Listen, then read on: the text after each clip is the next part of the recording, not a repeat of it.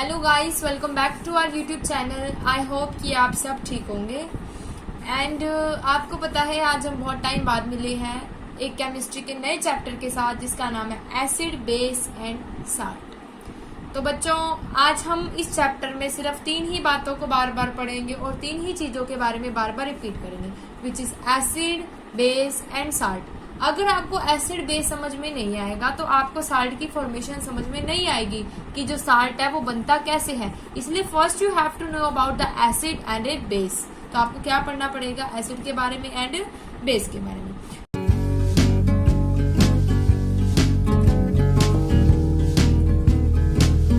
सबसे पहले मैं आपको एसिड एंड बेस के बारे में बताने से पहले आपको बताऊंगी कि एक ionisable and non ionisable compounds होते हैं। ओके स्टूडेंट्स, आयनाइजेबल इसका मतलब जो आयंस हैं वो क्या हो जाएंगे? आयनाइज हो जाएंगे। आयनाइजेबल का मतलब मैंने क्या बताया? आयंस का आयनाइज होना। आयनाइज का मतलब होता है डिसोशिएट। डिसोशिएट का मतलब होता है टूटना। ओके स्टूडेंट, तो आयनाइजेबल का मतलब क्या होता है? जिसके अंदर आयंस प्रेजेंट होते हैं, आयनाइज हो जाते हैं। आयनाइज मतलब टूट जाते हैं। नॉन आयनाइजेबल का मतलब क्या है?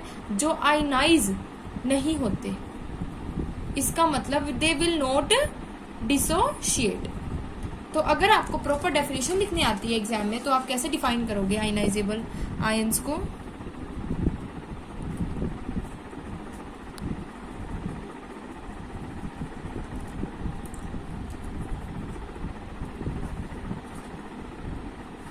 which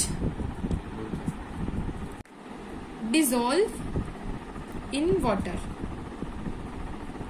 or in molten state and then dissociate into ions। क्या बताया? आयनाइजेबल कंपाउंड कौन से होते हैं? जो पानी में डिसॉल्व होते हैं या फिर मोल्टन स्टेट में जो डिसॉल्व होंगे वो क्या कर देंगे? आयंस को डिसोशिएट कर देंगे। क्या कर देंगे? आयंस को dissociate. For example NaCl, HCl, KOH। These are those example in which the compounds can dissociate their self in the form of ions। अब हम पढ़ेंगे नॉन आयनाइजेबल। उल्टा कर दो, which does not dissolve in water and cannot dissociate into ions। जो अपने आप को आयंस की फॉर्म में नहीं तोड़ सकते। For example glucose and alcohol. तो बच्चों, आपको ionisable and non ionisable compound के बारे में पता लग गया होगा। अब हम पढ़ेंगे कि एसिड की थ्योरी क्या है। एसिड की थ्योरी किसने बताई थी? Arrhenius theory of acid. उन्होंने क्या बताया था एसिड के बारे में? उनकी थ्योरी ने, when acid dissolve in water it क्या होंगे? डिसोसिएट होंगे टू गिव। वो क्या रिलीज करते हैं? H पॉजिटिव आयंस को। तो वो जो एसिड होता है उसके अंदर क्या प्रेजेंट होता है? कैटायन। वो कौन से आयंस निकालता है? जो कैटायनिक होते हैं। फॉर एग्जाम्पल HCl, यहाँ पर जो हाइड्रोजन है वो पॉजिटिव है, क्लोरीन नेगेटिव है, इसलिए यहाँ से H पॉजिटिव निकल जाएगा। इट मीन्स जो HCl का है वो कौन सा आयन डिसोशिएट हुआ है? H positive.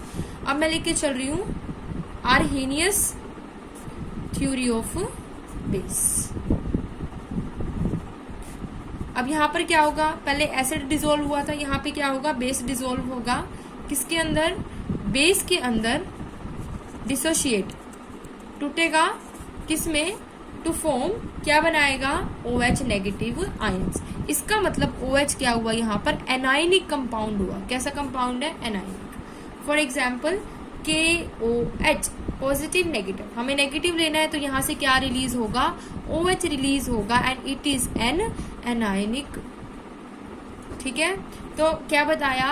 एसिड ने कि जो एसिड है जब वो पानी में डिसॉल्व होता है तो हाइड्रोजन पॉजिटिव को वो रिमूव कर देता है, आयंस को डिसोशिएट कर देगा।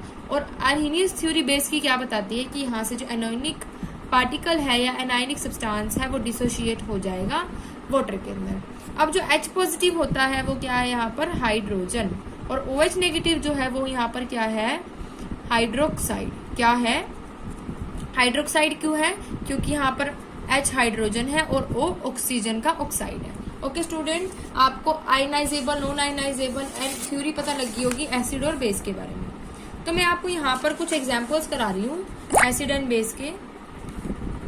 एसिड के एग्जाम्पल क्या होंगे जिसके अंदर H पॉजिटिव आयन प्रेजेंट है, जैसे मैं लेके चल रही हूँ HCl, H2SO4, HNO3। In these there are H positive ions are present. That's why they are known as acid.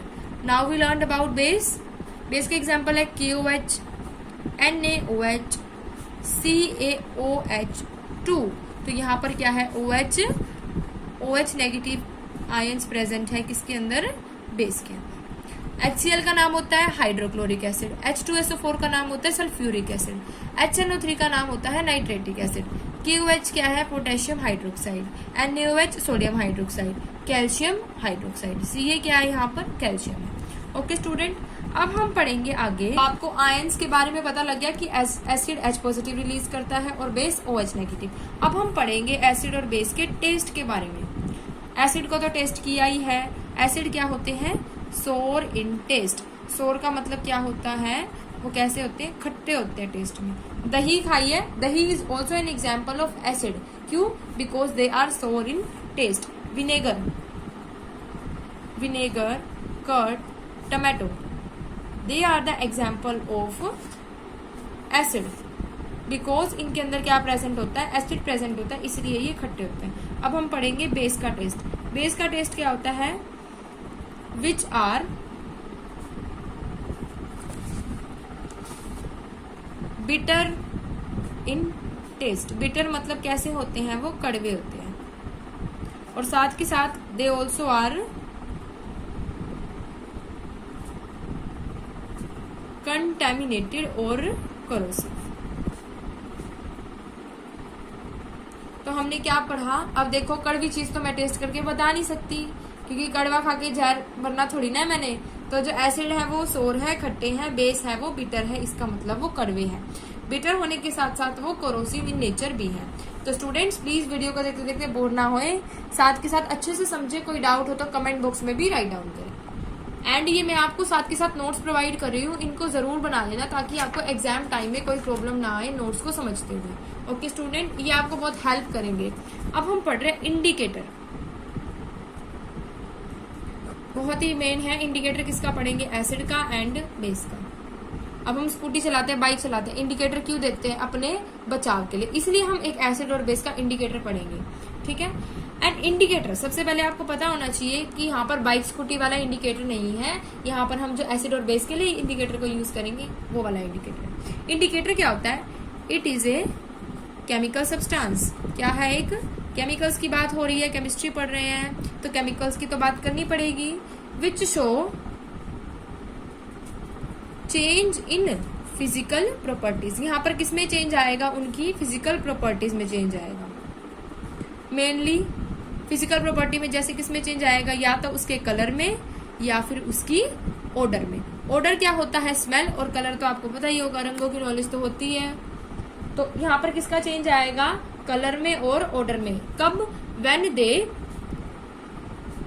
Come in contact with, किसके कॉन्टेक्ट में आते हैं वो, एसिड और बेस के कॉन्टेक्ट। ओके स्टूडेंट, तो मैंने क्या बताया, जब भी केमिकल सब्सटेंस के अंदर उनकी फिजिकल प्रॉपर्टी क्या है, कलर और ऑर्डर में चेंज आएगा।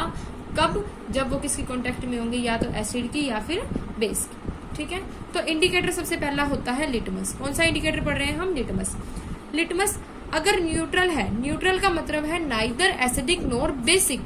जो सेंसिटिव होता है वो किस कलर का होता है, पर्पल। एसिड का सॉल्यूशन किस कलर का होता है, रेड। बेस का क्या सॉल्यूशन होता है, ब्लू। ठीक है, न्यूट्रल का कलर पर्पल, एसिड का रेड, बेस का ब्लू। ठीक है, इसके बाद हम पढ़ रहे हैं कि एसिड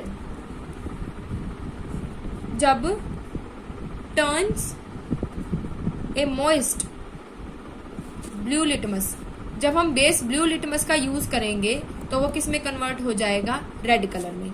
अगर मैं बेस को टर्न करवा रही हूं ए मॉइस्ट, क्या लेके चलूंगी, रेड लिटमस, तो मेरा रेड लिटमस किस में कन्वर्ट हो जाएगा, ब्लू में। इसका मतलब यहाँ पर क्या बन जाएगा, बेस, और जहां एसिड होगा वहां पे किसकी फॉर्मेशन हो जाएगी, रेड कलर की। ठीक है, इसके बाद बहुत सारे होते हैं हमारे पास जो एसिडिक और बेसिक नेचर को शो करते हैं। हम फिनोफ्थलीन,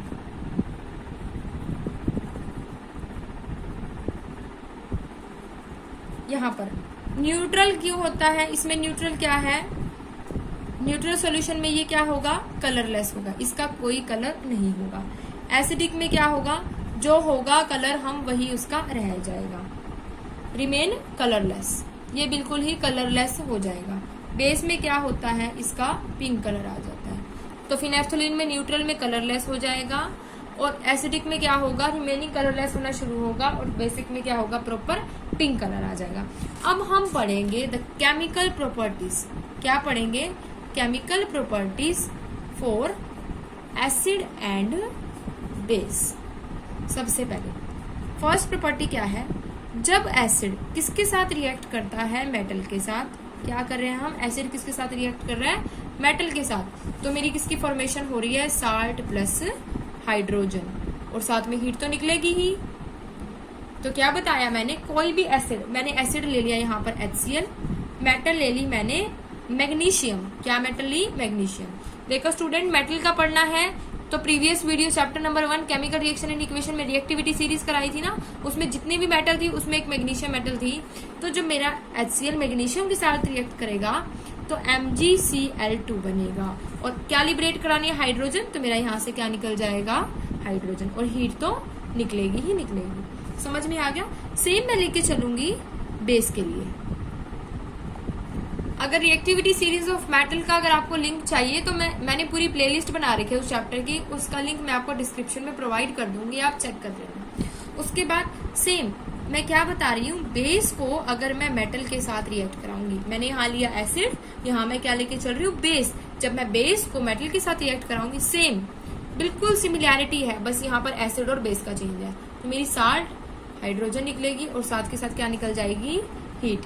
अब मैं बेस क्या लेके चल रही हूँ, यहाँ पर NaOH, सोडियम हाइड्रोक्साइड, मेटल ले ली मैंने जिंक, क्या बन रहा है, Na2ZNO2 प्लस, मेरी यहाँ से क्या निकल जाएगी, H2, किसके साथ, हीट के साथ। अब देखो फर्स्ट चैप्टर में क्या पढ़ाया था, अगर एग्जाम में इक्वेशन को बैलेंस नहीं करोगे तो मार्क्स नहीं मिलेंगे। इसका मतलब मैडम आपके नंबर कटवा रही है ना, तो बैलेंस तो इक्वेशन करानी पड़ेगी। तो मैंने क्या करा, मैग्नीशियम देखा, यहाँ पर भी 1 है, यहाँ पर भी, कैल्शियम की इधर 2 है, तो मैंने कैल्शियम की क्लोरीन की 2 कर दी, यहाँ पर हाइड्रोजन की पावर 2 हो गई, यहाँ पर ऑलरेडी थी। अब यहाँ पर देखो Na की पावर कितनी है, 2 है, तो मैंने यहाँ 2 कर दी, जिंक अकेला है, ऑक्सीजन की भी 2 कर दी और हाइड्रोजन की भी 2, तो ये इक्वेशन क्या हो गई, यहाँ से बैलेंस। अब देखो हमने रिएक्टिविटी सीरीज में क्या पढ़ा था, that a more reactive metal replaces the less reactive metal from its base। Base से जो थर्ड क्या पढ़ रहे हैं हम प्रॉपर्टी, जो मोर रिएक्टिव मेटल है वो रिप्लेस किसको करती है, लेस रिएक्टिव को। किसको रिप्लेस करती है, लेस रिएक्टिव मेटल को, किससे, फ्रॉम इट्स बेस से। जैसे मैं एग्जांपल लेके चल रही हूँ, मैंने मेटल ली, यहाँ पर उसको रिएक्ट कराया MgOH2, इसमें मैंने बेस ले लिया, तो मेरा क्या बन रहा है, NaOH प्लस Mg। यहाँ पर ऑक्सीजन और हाइड्रोजन की 2 पावर है, यहाँ पर Na की हो जाएगी, तो मेरी इक्वेशन बैलेंस्ड। तो हमने फर्स्ट केमिकल प्रॉपर्टी 3 फॉर्म में पढ़ी, पहले एसिड के साथ रिएक्ट कराया, फिर बेस के साथ रिएक्ट कराया, फिर मोर रिएक्टिव मेटल के साथ रिएक्ट कराया, जिसने लेस रिएक्टिव को रिप्लेस कर दिया। प्लीज बच्चों, जितना कराया है, एक केमिकल प्रॉपर्टी बताई है, इंडिकेटर के बारे में बताया है, ionisable, non ionisable with acid and base, basic बताया है मैंने आपको। तो वीडियो को जरूर अच्छे से देखें, कोई डाउट हो कमेंट करें, एंड चैनल को लाइक, सब्सक्राइब, शेयर करना ना भूलें। Thank you students for